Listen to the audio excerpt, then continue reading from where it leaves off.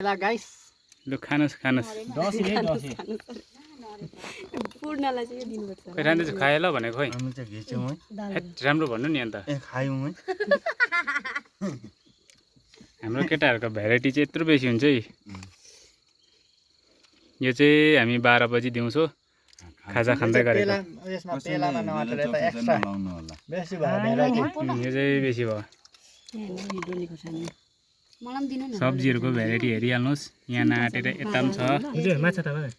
उयो माछा खाँदैन यहाँ चाहिँ हेर्नुहोस् यो चाहिँ माछाको दाल बनाएर ल्याएको छ आज खै माछाको दल माछाको सुप हो यो माछाको सुप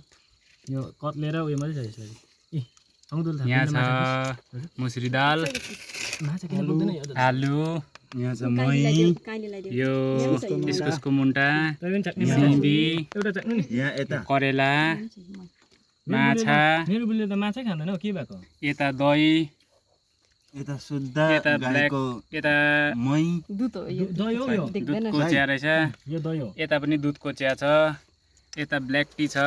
यता पानी छ यता जो कुन चाहिँ खाने यता चाहिँ खाना छ फेरि यहाँनिर अझै थप खाना पनि छ यहाँनिर हो सही भन्नु नि अब खानु बोलाउनु यहाँ दाल छ खै यता करेला यो दाल हो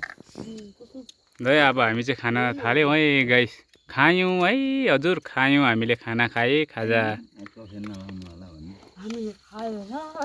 कम्ती हुन्छ यहाँ सानो भाँडामा खाना चाहिँ कम्ती मात्रै हुन्छ है हाम्रो यता हाम्रो दाजुको खाना चाहिँ कम्ती खाना कम्ती पेट मात्रै हो यो चाहिँ यति खाएपछि आधी पेट मात्रै है ल है यसको चाहिँ अलिक सानै छ यो चाहिँ मेरो भागै गाइस खाएकै छुइनँ अब खान थालेँ है लु हजुर खायौँ है हामी खायौँ कस्तो